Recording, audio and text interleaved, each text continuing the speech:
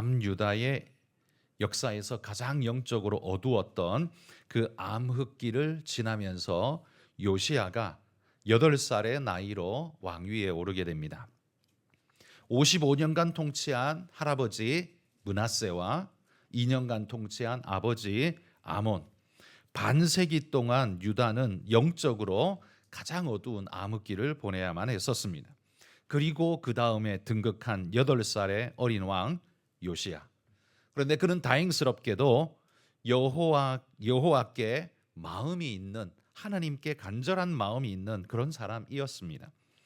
역대하 24장 2절에 보시면, 오늘 읽지 않았습니다만 앞부분 2절에 보시면 여호와 보시기에 정직하게 행하여 그의 조상 다윗의 길로 걸으며 좌우로 치우치지 아니하였다고 그를 평가하고 있습니다. 여기 다윗의 길로 걸었다라는 이 평가는요, 성경이 내리는 최고의 평가입니다. 요시야는 그에 부합한 인물이었다는 거죠. 또 3절에 보시면 요시야가 왕위에 오른 지 8년에 그의 조상 다윗의 하나님을 비로소 찾았다, 이렇게 말하고 있습니다. 그가 하나님을 인식하고 진실한 믿음을 시작한 때가 언제냐 하면 8살의 왕위에 올라 8년이 지난 후, 그러니까 16살 때에 비로소 하나님을 찾기 시작했다는 거죠. 이 말은 하나님을 자각하고 그 하나님으로 인정하고 확실히 믿기 시작했다라는 이야기입니다.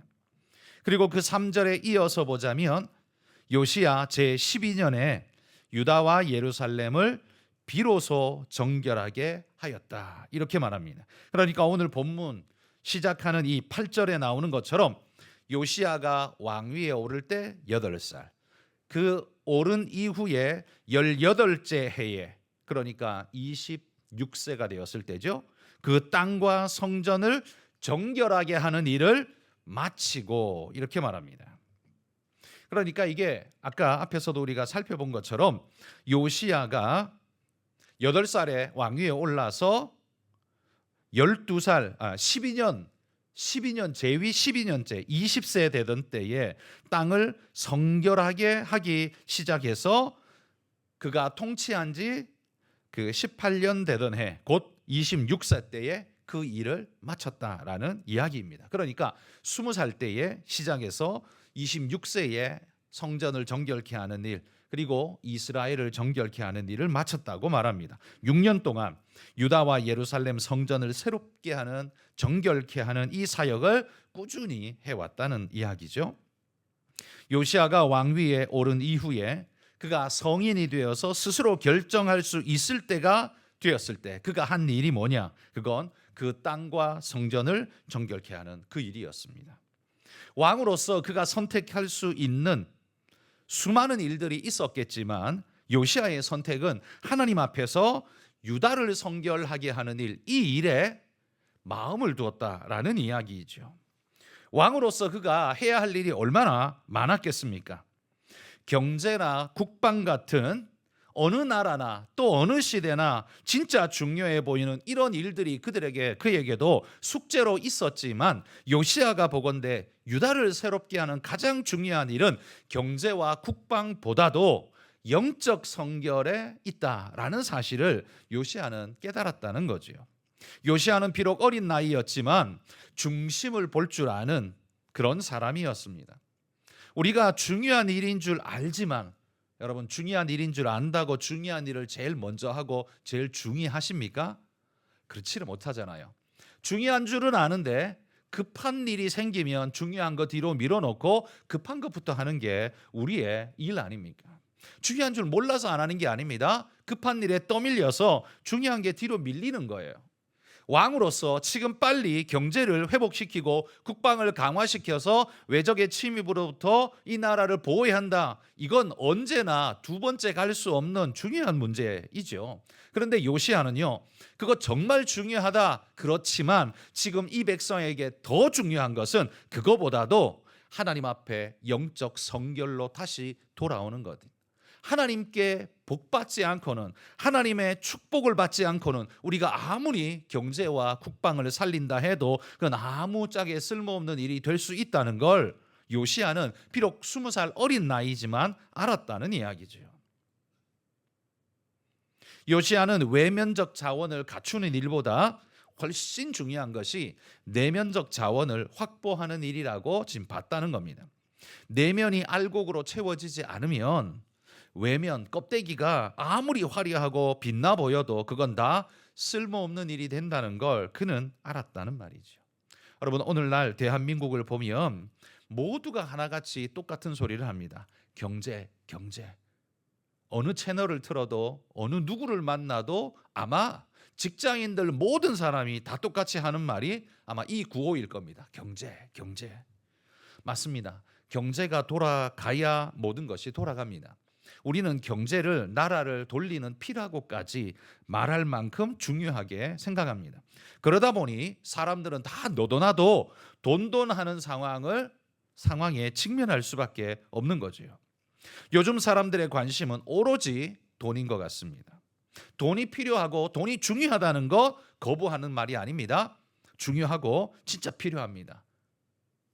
그러나 여러분, 이 요시야가 선택하고 있는 것처럼 경제와 국방이 중요하지 않아서 두 번째로 미룬 게 아닙니다. 정말 중요한 줄 알지만 그거보다 내면적으로 구비되지 않으면 경제와 국방이 사실은 의미가 없어질 수 있는 겁니다. 그렇다면 오히려 경제와 국방을 의미 있게 만드는 일을 그가 먼저 해야 한다고 생각했는데 그게 바로 하나님 앞에 성결함으로 서는 것이라는 말이죠. 그렇다면 오늘 우리도 경제라고 외치면서 다른 걸 전부 뒤로 던질 게 아니라 그 경제를 빛나게 할 수 있는, 튼튼하게 할 수 있는 진짜 본질이 구비되는 게 먼저다라는 생각을 할 수 있어야 할 거라는 말이죠. 여러분, 70년대 80년대 그렇게 가난했던 시절에도 대한민국의 모든 사람들은 옳고 바름이라는 건강한 가치를 추구하면서 그래도 이 경제를 발전시키기 위해 애를 썼었습니다. 그들은 우리의 어른들은 조금 덜 먹는 한이 있어도 옳고 바름을 쫓아야 한다. 그렇게 생각하고 그렇게 열심을 내었습니다. 그 결과가 뭡니까? 그 결과가 바로 오늘 대한민국 아닙니까? 번영하고 부강하고 문화 강국이고 잘난 대한민국. 솔직히 70년대 80년대는요. 부끄러운 대한민국이었습니다. 그때 제 기억에 늘 무슨 이야기가 났냐면 기름 한 방울 나지 않는 저주받은 나라인 것처럼 이야기됐었습니다. 그런데 지금은 누구도 그런 말 하지 않습니다. 자랑스러운 대한민국이 됐습니다. 아무것도 없는 그 땅, 마치 불모지 같은 광야에서 이런 아름다운 영광을 꽃피우고 있는 것, 그건 힘쓰고 애써 노력한 우리 선조들의, 어른들의 정말 피땀 어린 노력이 가져다준 중요한 결과였습니다. 그러나 그 노력만 있었던 게 아니라 그때는 중심이 있었단 말이에요. 옳고 바름, 진리와 가치의 기준이 분명했다는 말이에요. 그런데 지금 사람들의 머릿속에는 돈밖에 없는 것 같습니다. 가치는 없는 게 아닌가라는 불안감을 이 시대를 바라보면 더욱 가질 수밖에 없습니다. 가치를 논하면 오히려 이상한 사람처럼 되는 시대가 돼버린 것 같습니다. 그런데 여러분, 인생이 돈만 많이 벌고 주머니만 두둑해지면 그 인간이 건강하고 잘난 인간이 됩니까? 아니요. 못나고 초라한 인간이 됩니다. 그걸 보여주는 게 둘째 아들 탕자 아닙니까? 주머니는 두둑한데 머릿속에 든 게 없으니까, 개념이 없으니까 어때요? 알거지가 되지 않습니까? 그게 인생의 모습입니다. 가치와 기준이 사라지고 나면 내 주머니가 두둑한 껍데기의 화려함으로는 아무것도 만들 수 없다는 말이에요. 저는 오늘 이 시대가 가치와 기준은 잃어버리는데 돈만 많아서 지금은 유지되는 것 같아요. 마치 그 탕자에게 들러붙어 있는 자들이 너 잘났다, 네가 최고야, 네가 멋쟁이야, 네가 연예인이야 라고 떠받들면서 그의 주머니에 있는 돈을 다 빼먹고 있는 상태, 그게 오늘 아닌가라는 생각이 들어요. 그 탕자가 맞이할 내일은 뭡니까? 그 탕자가 맞이할 내일은 쥐염 열매 먹는 돼지 우리간에서 돼지하고 먹기 싸움하고 있는 존재, 그게 그의 내일 아닙니까? 그렇다면 여러분, 오늘 우리가 개념 없이 가치 없이 돈만 밝히며 오늘을 산다면 우리의 내일, 그러니까 우리 후손들에게 물려줄 내일은 어떤 나라가 될까요? 지금처럼 문화강국, 정신강국, 경제강국, 국방강국이라는 걸 우리 자녀들에게 물려줄 수 있을까요? 저는 거기에 솔직히 부정적입니다. 그렇지 않을 거라고 생각합니다. 왜? 가치와 기준이 빠지고 나면요, 주머니에 돈만 많은 것 가지고는 정말 볼품없는 초라한 존재밖에는 안 되는 거예요.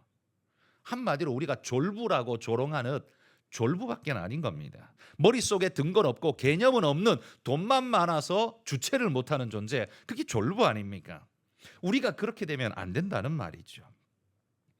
여러분, 가치와 기준은 우리 사회를 여기까지 이끌어온 원동력이었습니다. 그런데 어느 순간부터인가 이 가치가 우리 대한민국 안에서 사라지고 있습니다.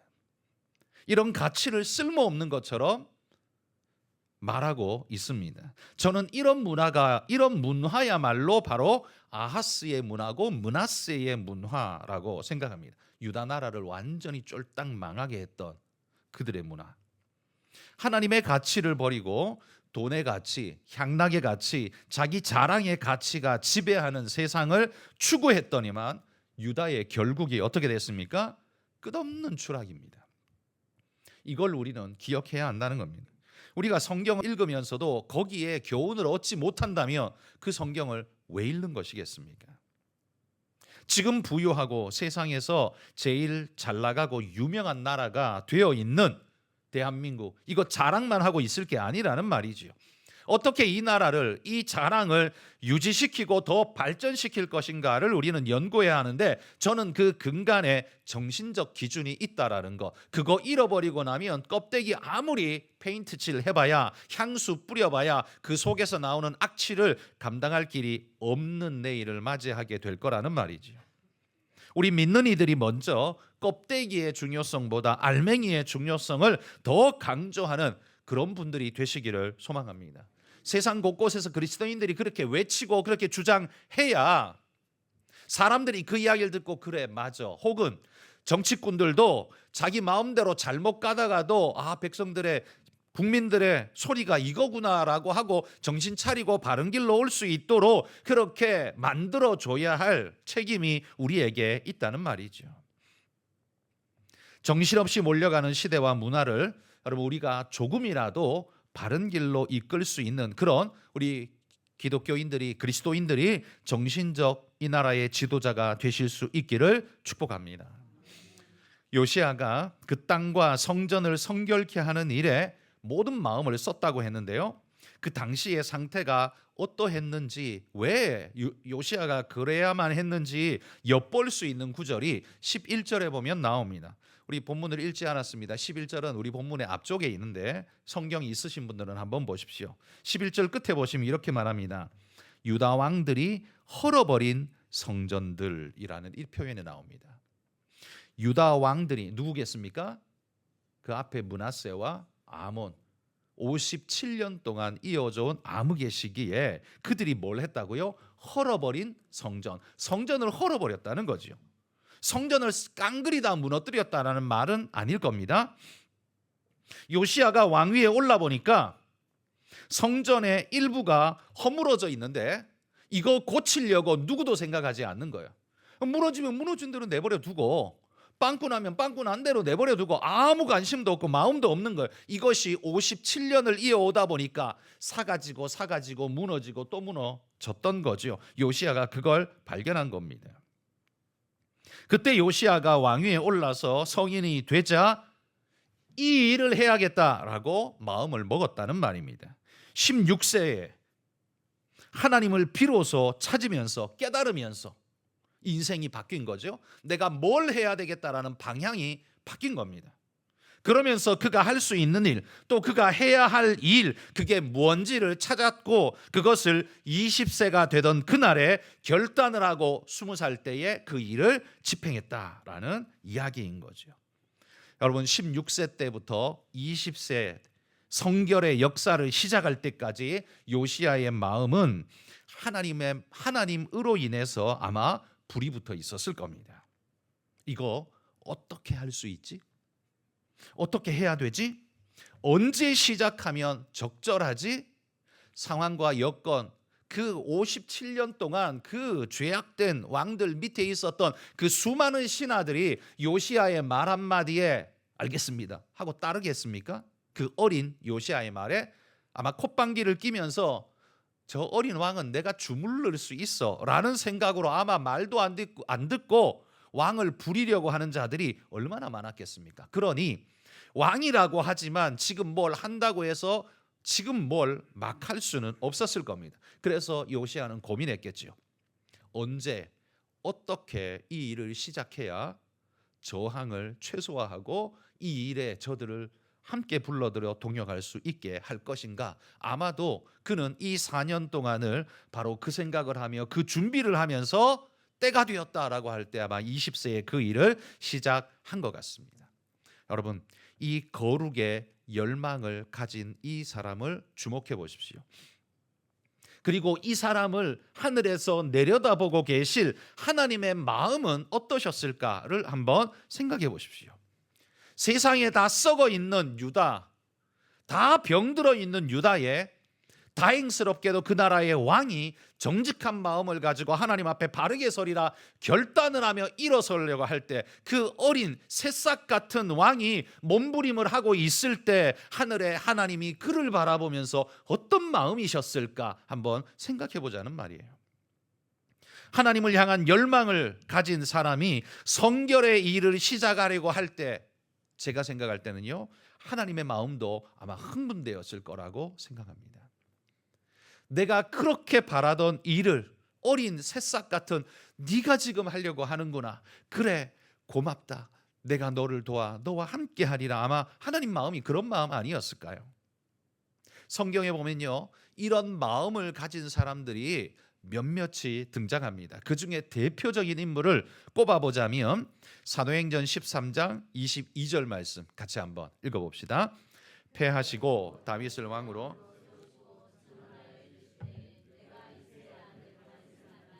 내 마음에 맞는 사람이라.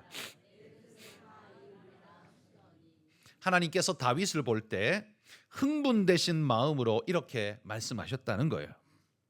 내가 이새의 아들 다윗을 만나니 내 마음에 맞는 사람이라. 예전 성경은 내 마음에 합한 사람이라 이렇게 표현했잖아요. 이 말을 하나님께서 어떤 뉘앙스로 했을까요? 내가 이새의 아들 다윗을 만나니 내 마음에 합한 자라 이렇게 했을까요? 아무 느낌 없이? 아니에요. 불타는 마음으로 했을 겁니다. 뜨거운 마음으로 아마 하셨을 거예요. 하나님의 마음에 불이 타고 있었을 겁니다. 하나님께서 다윗을 볼 때 흥분된 마음으로 이 말씀을 하신 것처럼 지금 그 어린 새싹 같은 요시야를 보면서 하나님이 그 마음을 가지지 않았겠냐라는 말이에요. 온 세상에서 하나님의 눈에 띄는 사람을 발견하면 하나님의 마음이 어떠시겠습니까? 여러분, 청춘 남녀가 세상에 수많은 남녀가 있지만 자기 눈에 띄는 이상형, 자기 눈에 쏙 들어오는 사람을 보는 순간 자석에 끌리듯 그 사람에게 끌리고 마음이 끌리는 것 당연하지 않겠습니까?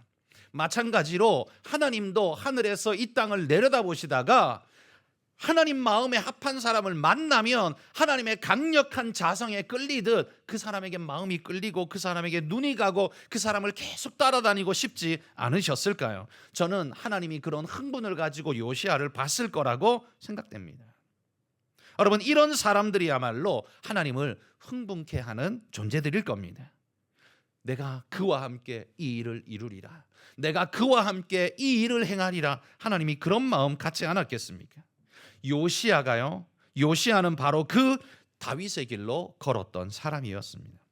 하나님께서 다윗에게 느끼셨던 바로 그 느낌을 하나님이 지금 요시야에게서 다시 느낀다는 말이죠. 성도 여러분, 우리도 하나님을 흥분케 하는 하나님 마음에 합한 자가 되시기를 소망합니다. 여러분, 이걸 우리의 소망으로 삼으시기를 바랍니다.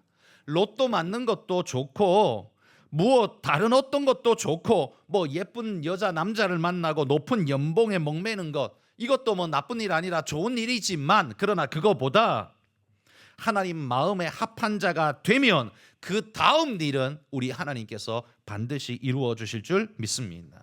그와 동행하면 하나님이 만들어 가신다는 말이에요.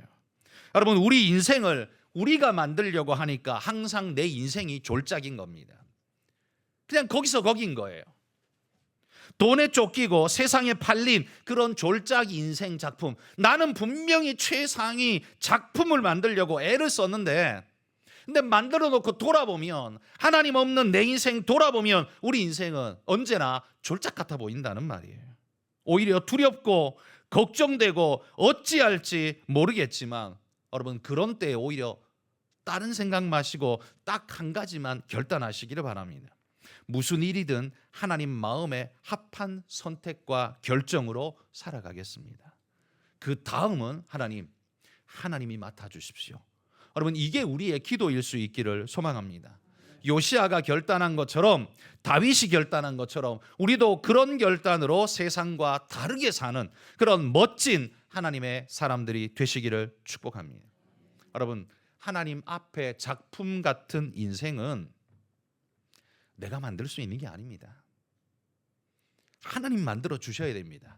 그런데 그거 그냥 만드는 게 아니에요. 그 하나님을 모셔드리고 적극적으로 받는 자, 그 하나님의 말씀대로 살려고 하는 자, 그에게서 그 일이 일어나지 않겠습니까? 그러니 여러분 한번 생각해 보십시오. 오늘 이 80억의 인구가 사는 이 지구상에서 하나님의 작품 같은 인생이 그래도 몇 명은 있어야 되지 않을까요? 하나님이 이 땅에 이렇게 사랑을 쏟으시고 정성을 쏟으시는데, 이 80억의 인구 중에 하나님 마음에 합한 사람이 그래도 몇 명쯤은 있어야 되지 않을까요? 하나님 그 중에 하나가 나이기를 소망합니다. 여러분 그게 여러분의 열망 되시기를 축복합니다. 지구상의 99.999%가 졸작의 인생, 자기가 만드는 자기 인생일지 모르지만 0.0001%의 인생, 하나님이 만드시는, 하나님이 축복하시는 하나님의 걸작, 그게 바로 나입니다 라고 고백할 수 있는 그런 우리 모두가 되기를 소망합니다. 여러분 이게 진짜 우리의 소망이어야 할 겁니다. 그런 사람은요, 돈을 잘 벌어도 못 벌어도 거기에 크게 구애치 않을 겁니다. 잘 나가도 못 나가도 크게 구애치 않을 겁니다. 왜냐하면 하나님이 다음을 책임지십니다 라는 걸 믿는다면 하나님께 내맡기고 오늘 내가 해야 할 일을 내가 묵묵히 할 수 있지 않을까요? 내가 오늘 해야 할 일을 내가 못하는 이유가 뭡니까? 다 내일이 걱정되기 때문입니다. 다 내일이 걱정되기 때문이에요. 걱정은 모든 사람이 하는 것이고 그건 잘못된 일은 아니지만 그 걱정이 나를 집어삼키는 순간 우리는 절대로 믿음의 사람이 되지 못합니다. 불신의 사람이 될 수밖에 없다는 말이에요. 그러니까 결국 따지고 보면요, 모두에게 걱정이 있는데 그 걱정을 하나님께 맡기고 사는 사람과 그 걱정을 짊어지고 사는 사람, 그 두 부류로 나뉠 뿐이에요. 믿음 좋은 사람, 그 사람은 누구냐 하면 그 걱정되지만 하나님께 맡기고 오늘을 하나님 뜻대로 살겠습니다 하고 살아가는 사람이에요. 여러분 우리 인생이 저축해야 된다, 내일을 준비해야 된다, 이 말이 무슨 틀린 말입니까? 이 말은 다 맞는 말이잖아요. 근데 그 말이 우리에게 늘 언제나 과도하게 작용됩니다. 왜요? 적당히 만족하는 사람 누가 있습니까? 없습니다. 내가 노후에 먹고 살 만큼 이거 누구나 추구해요. 근데 거기서 멈춰요? 아니요. 거기서 안 멈춥니다. 내 자식에게 그래도 한몫 떼어줄 만큼 거기까지 나갑니다. 거기서 더 나가면 내 그 손주까지 또 나가는 거죠. 인간의 욕심은 멈추지를 않습니다. 결국은 우리의 걱정이 우리의 욕심을 만들고 그 욕심이 결국 불신을 만들어요. 시작은 불신이 아니었어요. 시작은 정당했어요. 근데 그거요, 그 정당하다고 그거 내버려 두면 반드시 불신으로 가게 돼 있다니까요. 그러니까 시작에서부터 우리는 브레이크를 걸어야 합니다. 그리고 결단해야 합니다. 죄가 아니지만 하나님, 나는 그거 하나님께 맡기고 오늘 살겠습니다. 내가 내일에 대한 욕심, 그게 세상 사람들이 다 그게 무슨 죄야? 그렇죠. 죄는 아니에요. 우리도 죄라고 말 안 해요. 그런데 그것이 불러오게 된 그 다음의 파장은 엄청나다는 걸 우리는 유심히 알아야 한다는 말이에요. 요시아는 20살 어린 나이에 16살에 하나님을 한마디로 영접하고 20살에 결단했습니다. 어찌 보면 저랑 좀 비슷해요. 제가 15살에 예수님을 영접하고 19살에 18살이죠. 18살에 이 길을 가리라 내가 결단을 하고 내 모든 걸 걸었습니다. 그리고 오늘까지 이렇게 달려왔습니다. 내가 그때 결심했기 때문에 내가 다른 것 바라보지 않고 흔들리지 않고 여기까지 이렇게 올 수 있었습니다. 만약에 내가 그때 결심하지 않았으면 더 좋은 대학에, 더 좋은 학교에, 더 좋은 직장에, 더 많은 연봉에 내가 왜 생각하지 않았겠습니까? 그게 무슨 죄입니까? 그건 누구나 하는 거잖아요. 그 인간이면 당연히 하는 겁니다. 그건 죄가 아니에요. 근데 거기에 몰리다 보면 하나님께 결단의 내 마음을 맡길 포인트, 그거 못 잡는단 말이에요. 날마다 그게 지나가요. 그 포인트가. 하나님이 야 지금 이거 잡아야 돼 지나가고, 야 또 잡아야 돼 또 지나가고, 우리의 인생이 맨날 그렇게 지나가다가 하나님의 기회를 놓치는 인생. 그래서 다 지나고 난 다음에 뭐예요? 내가 죄로 살지는 않았지만 하나님이 나를 붙잡으라고 하는 타이밍에 한 번도 하나님을 붙잡은 적 없는, 내 거 붙잡고 내 거 매달리다가 일생을 살아 지나온 그런 인생. 여러분 그게 항상 우리 인생 아닙니까? 근데 그 인생이 뭐 죄입니까? 그건 죄는 아니에요. 죄는 아닌데 돌아보십시오. 하나님이 하시고자 하는 일을 아무것도 못했어요. 하나님이 우리를 알거지 되라고 말하는 거 아니에요. 하나님 그 타이밍 붙잡는다고 우리 거지 되는 거 아닙니다. 그런데 그 타이밍을요 다 놓쳤어요. 하나님이 하시고자 하는 때에 나는 한 번도 반응한 적이 없습니다. 그런데 교회는 잘 나옵니다. 야, 이 사람은 제가 생각할 땐 그렇습니다. 엄청 안타까운 사람이에요. 왜? 착실해요. 교회 잘 나와요. 신앙 안 버렸어요. 일생 동안 예수 믿었어요. 그런데 정작은 하나님 위해서 한 번도 뭔가 결단을 해본 적이 없어요. 하나님이 그 사람을 통해서 뭔가를 하려고 계속 사인을 줬는데 한 번도 그 사인이 주파수가 맞은 적이 없어요. 한 번도 해본 적이 없어. 시간 다 지나갔어. 늙어버렸어.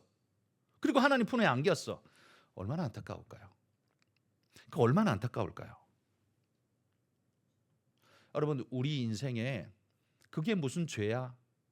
여러분 그 뒤에 숨지 마십시오. 우린 죄라서 그거를 하고 안 하고 하는 게 아닙니다. 죄가 아니라고 그게 다 정당합니까? 아니요.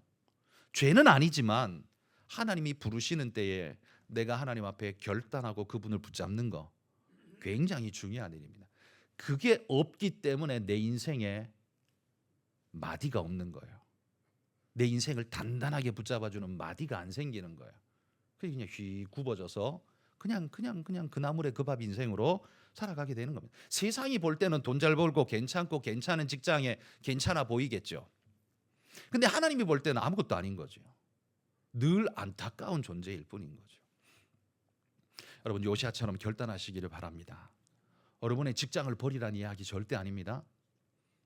여러분이 직장 버리고 뭐 신학교 가라 그런 이야기 절대 아닙니다. 여러분의 직장에서, 여러분의 가정에서, 여러분의 현장에서 하나님께 마음을 두고 하나님이 부르시는 순간에 포기하지 말고 다른 것에 떠밀지 말고 하나님 내가 오늘 하나님 붙잡겠습니다. 내가 두려운데 좀 걱정 많이 되는데 하나님 그 걱정은 하나님이 처리해 주십시오.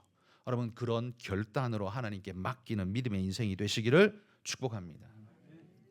요시아가 성전을 회복하고자 꿈을 꿀 때 백성들에게 이 성전 수리 함께 하자 그러면서요 성전 앞에 헌금함을 갖다 놓고 이 성전을 수리해야 되는데 많은 돈이 든다.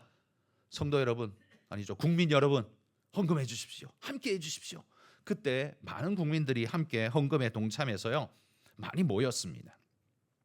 그래서 9절에 보시면 므낫세와 에브라임과 온 유다와 베냐민과 예루살렘 주민들에게서 거둔 것이라 헌금을 거뒀단 말이에요. 므낫세와 에브라임. 여러분 구약 이스라엘의 지파 위치가 어디 있는지 아시는 분은 여기 므낫세와 에브라임이 어디에 소속인지 아실 겁니다. 북이스라엘 소속이에요. 유다, 남유다 사람들 아닙니다. 북이스라엘 사람이에요. 근데 지금 요시아 때는요 북이스라엘은 이미 망했어요. 없습니다. 북이스라엘은 망해서 아수르의 총독이 다스리는 사마리아 총독이 다스리는 그런 나라가 됐어요. 유다만 남아 있습니다. 그러니까 그때에 북이스라엘에서 신앙을 찾아 내려온 자들이 남쪽에 와서 함께 살았던 거죠. 므낫세 지파, 에브라임 지파의 몇몇 사람들이요. 그들이 하나님의 이 부르심 앞에 마음을 함께하고 헌금하기 시작한 겁니다. 자기는 여기 출신도 아니에요. 이 유다 땅이 자기 고향도 아니야. 그럼에도 불구하고 하나님께 마음을 두고 함께 헌금했습니다. 유다와 베냐민과 예루살렘 주민들도 함께했습니다. 모든 사람들이 함께했습니다. 온 백성이 즐거운 마음으로 동참한 이 헌금을 꽉 많이 차게 되자 이제 이걸 대제사장에게 명하여 이걸 가지고 성전을 수리하시오라고 왕이 명령을 내린 거죠. 그래서 수리하는데 수리하려면 뭐 허물어진 거 다시 다 쓸어내고 빼내고 새로 만들고 붙이고 그걸 해야 될 것 아닙니까? 근데 그렇게 작업을 하려고 청소를 하다 보니까 뭘 발견했냐면 여호와의 율법책을 발견한 거예요. 거기서 율법책이 나온 거예요. 여기 뭐 책이라고 나오지만 우리가 가지고 있는 것처럼 이런 편집된 책이 아니고요. 구약에는 전부 다 두루마리로 되어 있습니다. 그러니까 구약 율법 두루마리가 발견된 거죠. 이 두루마리가 율법이라고 하니까 우리가 말하는 율법은요, 모세오경 전체를 유대인들은 율법이라고 말합니다. 모세오경 전체가 들어있는 것인지 아니면 일부가 들어있는 것인지는 모르지만 어찌됐든 성경을 발견했다고 성경은 분명히 이야기합니다. 여러분 이건 이전에 몰랐는데 지금 발견한 거잖아요. 그것도 헌금함 꺼내다가 거기 조사하다가 보니까 거기 청소하다가 보니까 거기 왜 성경책이 있어요. 두루마리가 있어요. 두루마리는 아주 소중하게 어디 보관돼 있어야 하는데 왜 여기 있지? 왜 여기 있을까요? 도대체 누가 여기다 넣어놨을까요? 근데 그걸 왜 이제 발견했을까요? 바로 우리는 정확히 알 수는 없습니다만 바로 그 선조들 므낫세 55년, 아몬 2년, 그 57년 동안 그 사악한 왕들이 통치하는 동안에 하나님의 말씀을 발견하면 불태워버리고 찢어버리고 아마 그러지 않았을까요? 그렇기 때문에 아마도 그 성전의 제사장 중 누군가는 이 하나님의 보배로운 율법책 이거 지켜야 합니다. 그러면서 아마도 남들 몰래 숨겨다가 남의 손 눈에 띄지 않는 곳에다가 잘 숨겨서 그거를 숨겨놓지 않았을까라고 생각됩니다. 그러니까 이제야 발견된 거죠. 눈에 띄고 했으면 벌써 발견됐겠죠. 그러나 안 보이는데 구석진데 사람들의 손이 가지 않는데 이런 데다가요 잘 넣어놓은 거예요. 그렇게 요시야가 성전을 수리하다가 이제 그걸 발견한 거예요. 아마 제 생각에는 좋게 수십 년은 그 속에서 아마 조용히 썩고 있었을지 모릅니다. 그 어두컴컴한 그 곳 안에 방치되어 있었을 겁니다. 악한 자의 눈을 피하고자 그렇게 숨겨둔 거죠. 자, 이를 발견한 대제사장이 서기관 사반에게 이걸 주면서 왕에게 알리라고 말합니다. 그때 사반이 돌아와서 왕에게 보고합니다. 자, 16절에서 18절을 눈으로 한번 보십시오. 거기 보면 사반이 돌아와서 왕에게 세 가지를 보고합니다. 첫 번째, 왕께서 명령하신 것을 다 준행하였습니다라는 첫 번째 보고. 두 번째 보고는 여호와의 전에서 발견한 돈을 감독자와 일꾼들에게 잘 넘겼습니다. 그래서 이 공사가 잘 진척될 겁니다. 이 또한 왕의 명령이죠. 두 번째 보고.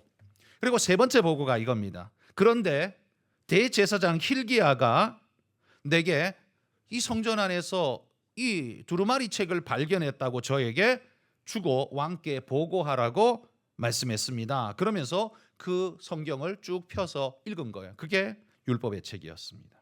이 세 가지를 서기관이 보고했습니다.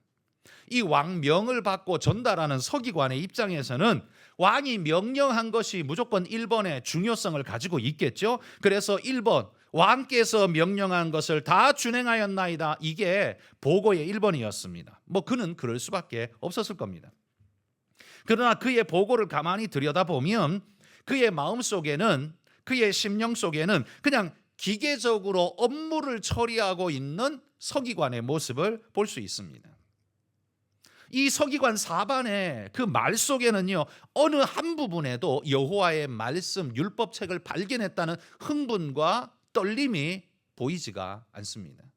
그래서 그는 하나님의 율법책을 발견한 이 놀라운 사건을 첫 번째가 아닌 세 번째로 보고하고 있습니다.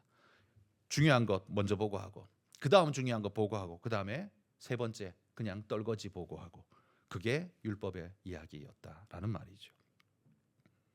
여러분, 사반의 보고는 말씀의 발견에 대한 그 어떤 떨림도 느껴지지가 않습니다.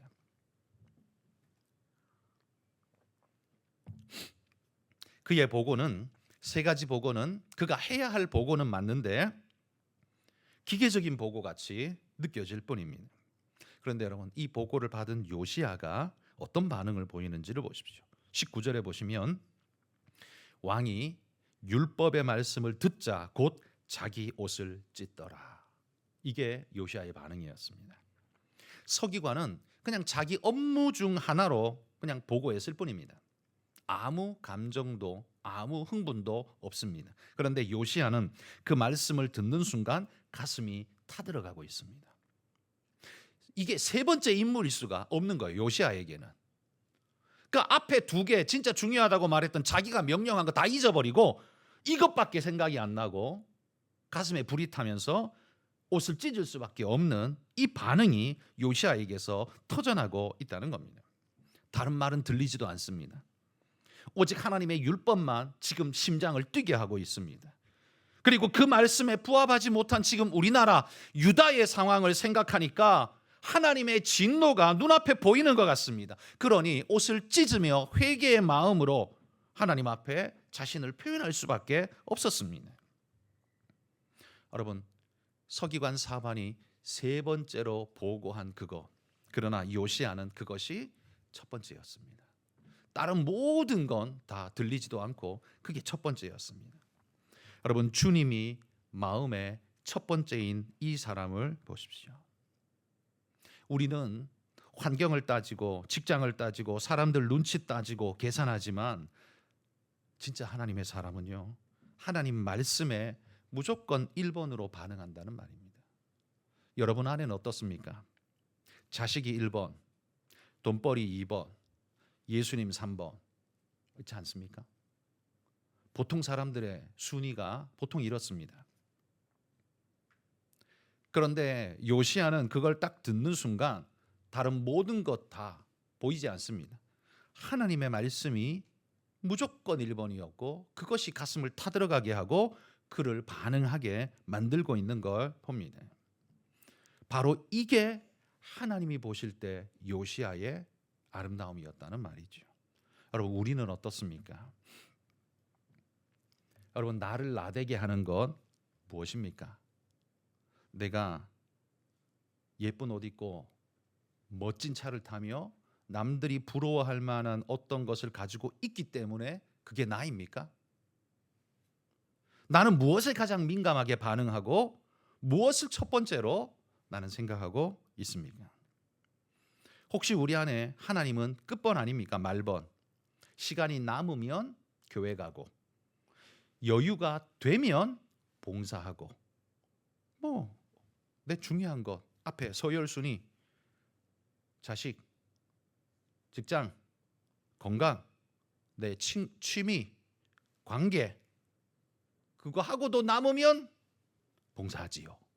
혹시 우리 순번은 이 순번 아닌가요? 요시야가 하나님의 사람으로 하나님을 흥분되게 하는 이 거룩의 열망을 가진 사람으로 불려질 수 있는 것, 이유가 뭡니까? 그 하나님께 인생의 중심, 모든 것의 중심을 두었기 때문에 그러할 수 있었던 것 아니겠습니까? 여러분, 우리가 이 세상을 살아남는 것 또한 살아가는 것 매우 중요한 일입니다. 그러나 그리스도인은 그 어떤 것도 아무리 중요해도 그 어떤 것도 하나님보다 앞서지 않는다는 결단으로 살아가는 사람이 그게 그리스도인 아닙니까? 여러분, 그리스도인이라는 말은 원래 그렇게 좋은 말이 아닙니다. 그 그리스도에게 팔린 종놈들 이 말이에요. 쉽게 말하면 이 표현입니다. 이게 제일 그냥 이게 제일 그냥 정확한 표현이에요. 그리스도에게 팔린 종놈들. 그 뭐예요?